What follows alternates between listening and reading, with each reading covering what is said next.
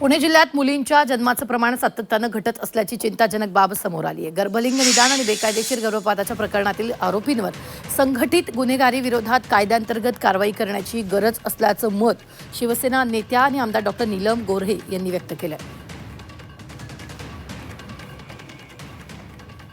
पुणे जिल्ह्यामध्ये सुद्धा जो मुलगा आणि मुलगी यांचं जे जन्मोत्तर प्रमाण असतं त्याच्यामागे 1000 मुलांच्या पाठीमागे 864 मुलींचा जन्म होतो आहे। दौंडमध्ये हे प्रमाण 892 असलं तरी पुरंदरमध्ये अगदी सगळ्यात कमी म्हणजे 792 आहे, तर राजगडमध्ये 1184 म्हणजे जास्त आहे। या प्रकारचे घरगुती स्वरूपामध्ये केले जाणारं गर्भलिंग निदान आणि बेकायदेशीर गर्भपात यांचा फार मोठा सुळसुळाट हवेली, दौंड आणि शिरूर या भागामध्ये आणि किंबहुना पुणे शहराच्या आसपासच्या अनेक ग्रामीण भागांच्यामध्ये आपल्याला दिसून येतोय।